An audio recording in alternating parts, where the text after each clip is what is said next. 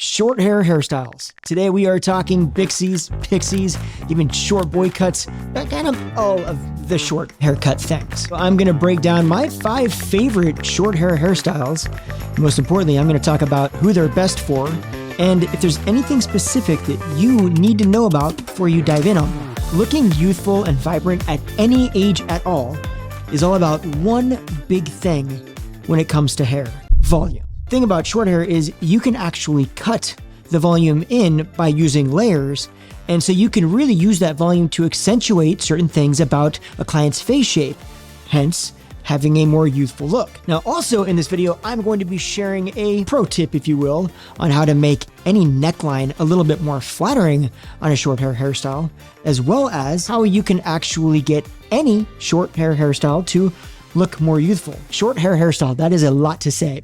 With that, let's dive into the haircuts. Now I want to give a quick shout out and thank you to Lumi, who sponsored this particular video, but we're going to talk more about them in just a second. So with that off the table, let's dive into the first one, which is kind of a longer, short haircut with a lot of movement and texture. This is going to be very similar to some of the Bixies that people talk about. Okay, that's a cross between a pixie and a bob shape. I actually spoke about it in my most recent video right before this. You can learn all about that if you want to check that video out. Now, one of the things I love about this particular shape is that it's a really good kind of in-between shape, if you will, for someone who wants to dip their toe into the short hair pool, but isn't quite ready to dive all in yet. So this still leaves a lot of length, and it still gives you kind of an easy grow out process if you decide to move back, say, to a bob shape or kind of any longer shape in general. This also does an incredible job of opening up the face without opening up so much that you kind of feel overexposed if you're not ready for short hair.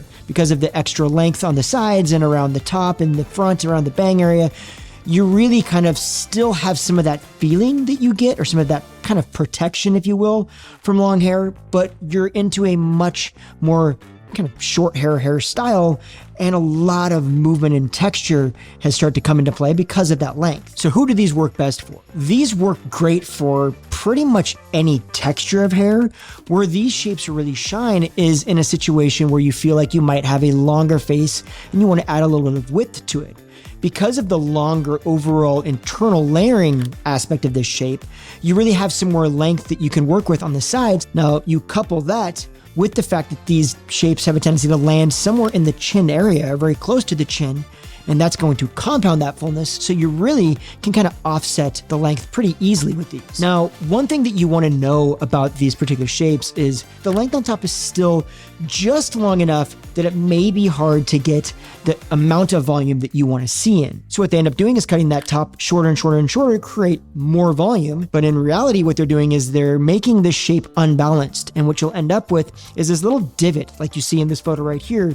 It's a situation where the top is too short for the length on the sides, doesn't balance correctly, and it ends up taking the volume away from where we actually want to have volume in this area, because having volume in that area helps to create the illusion of more of a lifted shape, helps to accentuate cheekbone and facial structure better, and so you want to be shy of taking that top too short. Okay, number 2. This is a shape where we actually have it much tighter around the nape with a little bit more length on the top and the sides. And I love this shape because it really does an incredible job of, from the profile, really lifting that eye up the back of the shape and towards the crown. Now, this has a really good way of actually adding more emphasis to cheekbone structure and face structure, and overall just lifting your face up to begin with. Now, another thing that I love about this shape is that taking the nape in tighter like this really actually allows for that top to even go a little bit shorter and still overall have a good balance. So if you are wanting the top to go shorter,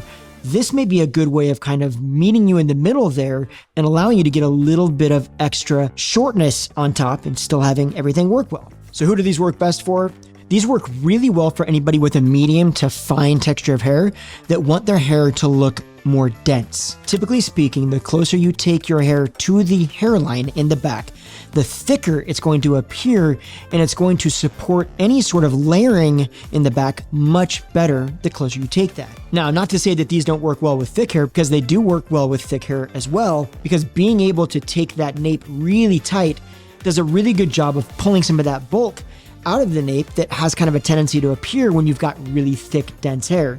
Now, another person that this works really well for is anyone that really wants to accentuate cheekbone structure, like I said before, because of where this volume sits, just because of the way this layering is done, it automatically sits around that kind of cheek structure area and therefore lifts that eye and kind of draws more attention to cheekbone structure. So what do you need to know before you dive in? This may feel like it grows out on one hand kind of quickly and you find yourself in the salon more often than you want. You also want to pay very close attention if you're doing color with this. Now, specifically if you're doing all over highlights. And the reason for that is because when you take hair this short in the nape area, it's very quick that your highlights will start to look like cheetah spots.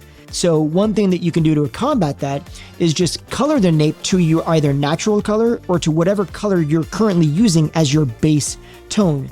And that will alleviate any of that concern, and it doesn't look weird or off or anything like that. It's kind of very natural anyway that your hair is a little bit darker in the nape than it is on the rest of your head, so it kind of just makes sense. Speaking of looking more youthful, one massive way that I talk about all the time on my channel is just simply being more confident. If you're not confident in the style that you have on your head, that style is going to wear you.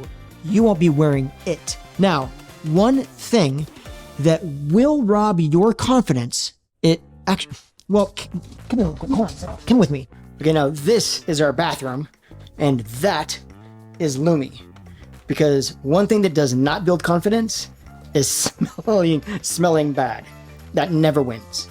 This is a product that I actually use. I've been using this deodorant for the past probably 6 months now, and I love the way it makes me smell. I also love this deodorant because it's just a different scent, because you never know when you want to smell a little bit different, you know? And if you know me, you know I go on a lot of hikes. And one thing that does smell not so great when you do a lot of hiking is your feet. So this is perfect. You can rub this in like a lotion, and it's a deodorant.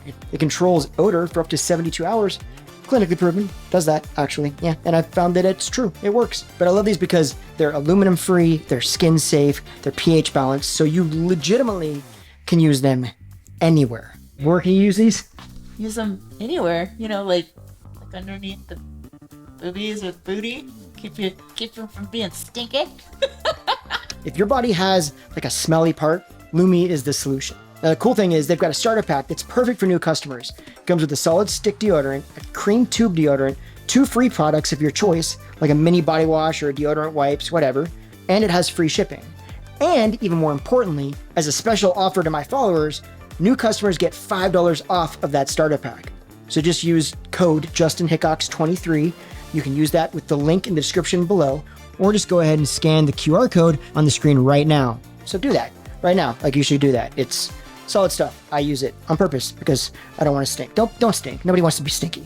Nobody likes a stinky person. And that's just, you know, confidence, smell good, confidence. Okay, number 3 is a short hair hairstyle where you're actually leaving a little bit of extra softness in the nape area right around the neckline. In this scenario, you can have the top either be a little bit on the longer side or even on the shorter side.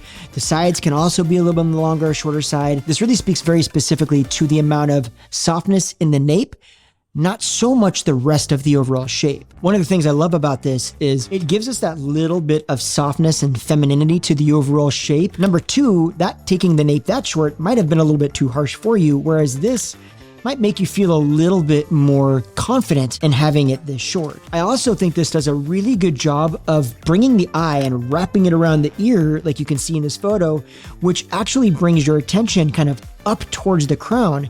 And anytime from the profile we can bring attention up towards the crown, we're going to end up accentuating more cheek structure, lifting the eye, and overall just lifting the entire face. It's kind of like a little mini profile facelift when we do that. So who is this for? This is for anybody, like I said before, that is ready to go short or wanting to go short, but a little bit concerned about it maybe feeling a little too harsh. This is going to add that softness that more often than not does the trick. This also works really well for anybody that wants to accentuate their jawline. Because we can leave a little bit of extra length that wraps around the ears, this does an incredible job at just kind of drawing that line or keeping that line that goes for the jawline and up towards the back of the head, and this does a great job of accentuating that structure in the jaw. If you have a tendency to cut your hair short and find that it sticks straight up, this may be somewhat problematic for you to leave it this long. Now, what do you need to know about this shape? If you have a hairline that grows into the center, this is going to be very hard for you to manage. And in your situation, it would be far better of an idea for you to either leave some extra length in the back or go into what we talked about in number 2, which is quite a bit shorter. And that actually brings me to a pro tip. Promised you a pro tip? Well, here is one for making any neckline look a little bit better. If you look at most necklines, what you'll find is they actually have kind of an M shape to them. I actually say follow that neckline a little bit. So instead of leaving it straight across in the back, kind of follow that little bit of an M.